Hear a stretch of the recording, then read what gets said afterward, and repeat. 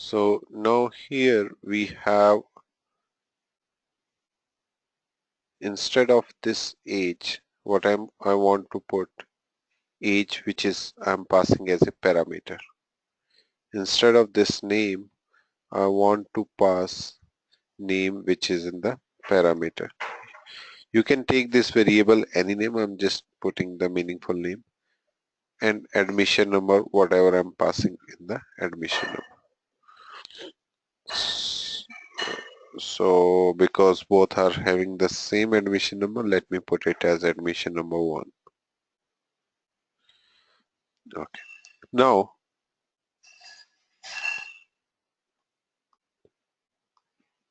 see, this method is now giving an error.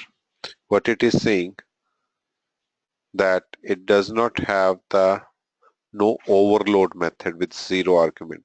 So here we have 3 arguments: age, admission number, and name. But these are not available while I'm calling it. So it means I need to pass some value here. So I'm passing the age 35, comma, admission number say 101, and the name say Raman. Okay. So now this is not complaining that error, right? So here what is happening, when I call this method, at that moment it will go over here. It will replace this age variable with this value 35, admission number with this value 101, and name with this value Raman. So mean to say, age obj Raman dot age equals to 35, name equals to 101, and admission number equals to admission number equals to 101 and name equals to Raman. Now in the details, I need not to pass this because I'm just printing it. So if I run it again,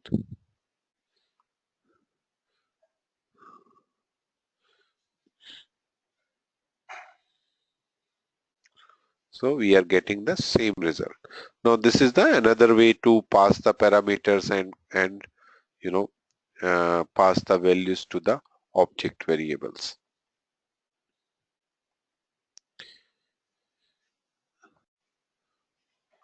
Now here if you see that we have only one class student, which is not the part of the program class, it's a separate class. Now what I want to do, because see, if you have multiple classes and if you are writing it into one file, that will be difficult to manage. So what I'm going to do, I'm just right clicking on my project and I'm saying add class. So it will create a separate CS file where I can segregate my,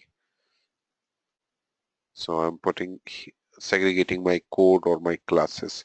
So I'm putting here student add. Okay, and what I will do, I will just go over here, and if you see this minus symbol, so this indicates expand, and when I plus it, so this means this is the complete my student class code. I'm cutting it and I'm pasting it here. And let me run the code again. So you see there is no difference. There is no difference even though I put my class into a separate class file. So why there is no difference? Because of this namespace. Namespace is the collection of classes or structures or the other variables which we can create in the C#. So it's a collection. So here the namespace is basic CA, and if I go to program.cs, here if you see the namespace is basic CA. So this namespace is having one class program, And here, even though it is in a separate file, but this is having the in the same scope. So this is basic CA and having student class. So now I would say my namespace basic CA contains two classes. One is student and one is program. So both are in the same namespace. So in these two classes methods, I can use these objects without any problem. But let us see if I change the namespace here. So for example, I kept it basic CA1. Now if you see here, it is complaining here. What it is saying, type or namespace student could not found. The reason, because earlier both are in the same namespace, that is why they were not having any problem. But now I have changed the namespace to some other name. Now it does not understand what is student. To make it understand what I need to do, I need to use this. So I would say basic ca1 dot student equals to new basic 1 dot student. So this I need to do. I need to give the fully qualified name of the student class. So what I'm saying, student basic ca1 is my namespace. Under that namespace I have student class. But it will be very hard if you are multiple classes in one namespace and you have to use that multiple times, writing basic ca1 multiple times. It's not a good practice. You can do that, but it's not a good practice. So what I'm going to do here, I'm removing this, and on the top I'm saying using basic ca1. So you are declaring this basic ca1 on the top. Now you see it is not giving any error. So like same way the using system is there, right? So same way I'm saying basic ca1. So the classes or structures or whatever declared in the namespace basic ca1, we can use it in our see if I comment this system console, it could not understand because console is defined under system namespace. Same way student is defined in the basic ca1. If I make it comment, it won't understand what is student. But yes, when I'm using it, so there are two ways to use it. One is with the fully qualified name, you just write basic ca1 dot student, or you use in the top by using statement. Okay, so with that we can use the namespace. Now sometimes what happens that, say an example, I want to create a nested namespace. So what is nested namespace?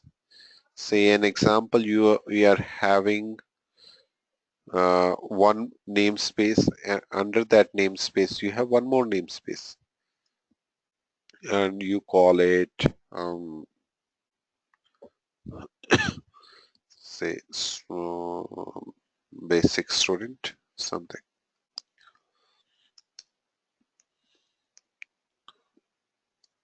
and you define your namespace here. So now my student class is not, it's not in the basic ca1. It has one more namespace underneath it, which is the basic student, and under that we have the student class. So if I go back again here, again it start complaining.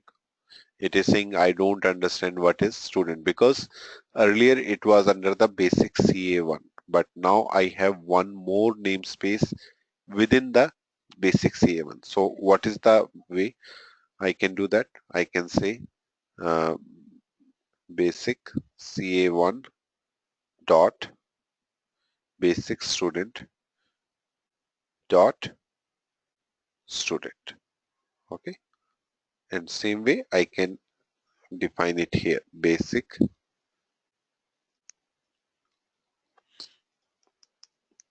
Just copy paste this.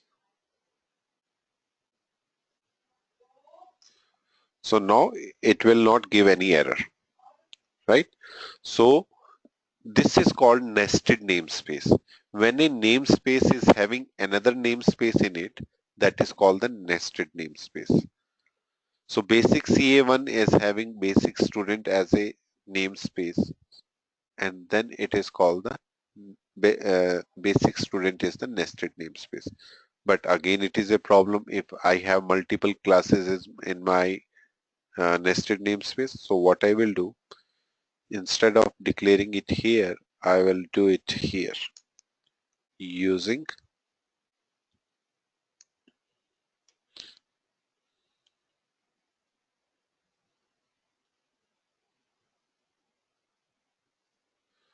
So now it understands that student is a class which is defined under this namespace. So if you see this here in the student.cs, you see this system.collection.generic, right? Yes. So system is a namespace which has one more namespace inside it, which is collections. And under collection, there is one more namespace, which is generic. Okay. So this indicates that it has a nested namespace.